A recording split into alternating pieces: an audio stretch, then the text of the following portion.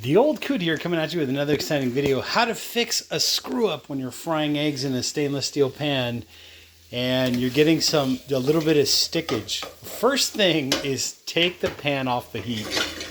Shut the heat off, most important. Okay, whatever you can salvage, right? Try to salvage. But if you take your time with it, right?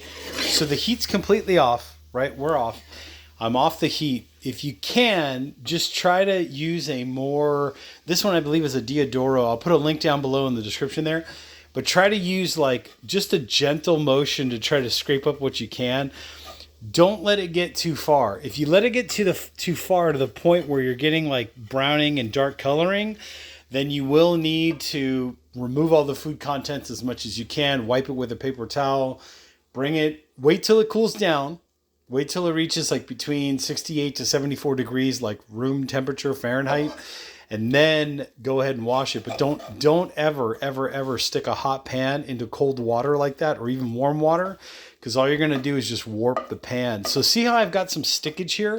If you just give it a little bit of time, see it'll all come up eventually. Hopefully you didn't let it get too far. If you did let it get too far, what I would do is try to remove as much of this as you can. So let me push pause for a second. I'm going to remove this to my plate because this is edible. I am going to eat this, but hold on a second. Let me remove this. I'll be right back. Okay, and we're back. Okay, so this isn't too hard to clean up, right? I didn't let it get too far, but when I noticed the sticking, again, immediately shut off the gas, remove the pan from that burner so that there's no more heat, which is going to dry out the eggs even more. I was kind of making like a egg scramble, so to speak, but I'm not forcing this thing into the pan. I'm just gently scraping. And like I said, this is a more rigid end or rigid tipped spatula or whatever, but I'm just kind of trying to remove what I can here. And eventually you'll see that your pan can come back to life once again. What I would not do is try to cook in this pan again until I've washed it. So what I'm going to do is I'll also teach you another tip or trick. If you're not a fan of the silicone or the harder nylon plastics or whatever, the POFA, PBA, BPA, whatever free plastics are, what you could always do is just use a wooden spatula of some kind. This one here has a nice, okay, there goes that one. This one here has a nice sharp edge to it, right? So it's wood, but it's got a straight edge, and it's also see how it's got like that chiseled edge? It's the same kind of vibe. Just gently scrape, because you're not trying to scratch the surface of the pan. Like, you're not trying to create any artificial scratches. Don't use anything metal to scrape this. Please don't use anything metal. No metal tongs, no metal spoons, no forks, none of that kind of stuff. There's a right tool for every job, and it's either going to be this, like a nice wooden spatula, or it's going to be something like this one, which is like a harder plastic kind of a tool or utensil or whatever. But basically what I'm trying to do is I'm just trying to scrape up as much as I can while the pan is still hot or warm or whatever. So now the next step in the process is I'm just going to let this sit, let it come back to room temperature. Once it's cold to the touch, right, or it's room temperature, meaning like it's somewhere between 68 to 74 degrees Fahrenheit or so, then what I'll do is I'll take a paper towel, wipe it out completely, right? So just get a paper towel and basically just kind of wipe out the food debris as much as you can, throw all that in the trash. And then what I'll do is I'll take it over to the sink, soft side of a sponge, warm soapy water. I like Dawn dish soap the best, seems to work the best.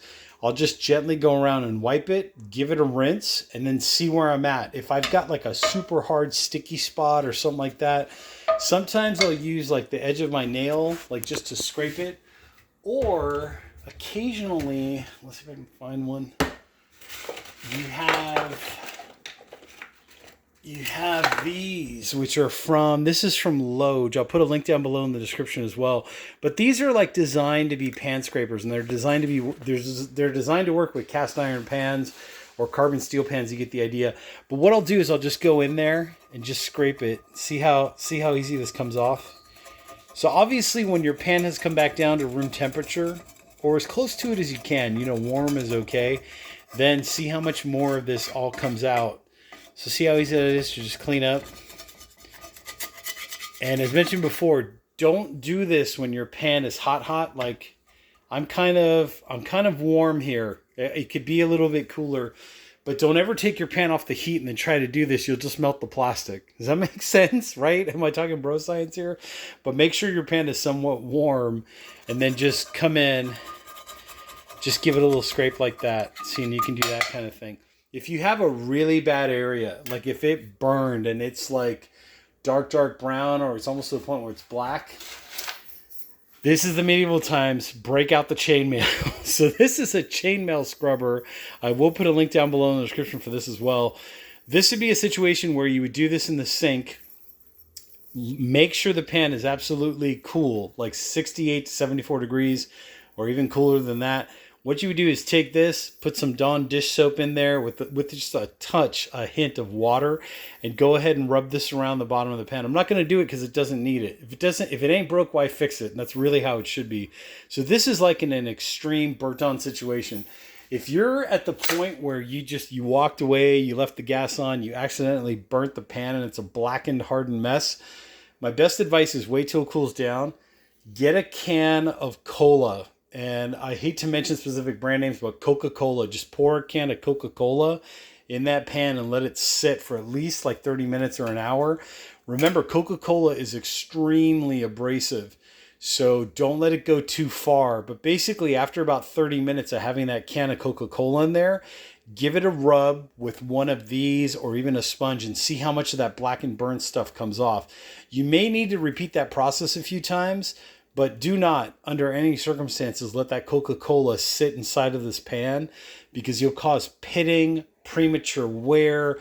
The Coca-Cola will corrosively destroy the surface of your pan, and it might even get more sticky or be prone to more stickage with every use after that. So Coca-Cola is one of those things you got to be careful when you're using it as a cleaning tool. But that's like an extreme situation where the stuff is just burnt on there. But anyways, if you go back to the beginning of the video to now, you can kind of see the progress that I've already made just with the wooden spoon, even just with the wooden spoon or with the plastic spatula. So all this debris gets thrown into the trash. What I'll do is wait till it cools down. We're almost there. I mean, I can touch it, right? We're almost there. We're about like I would say this is about 80 degrees right now. But once I've reached about 68 degrees or so, like back to room temperature, then what I'll do is I'll put it in the sink, so a little bit of Dawn dish soap, soft side of a sponge, and just wash it out, and it should be back to normal like new.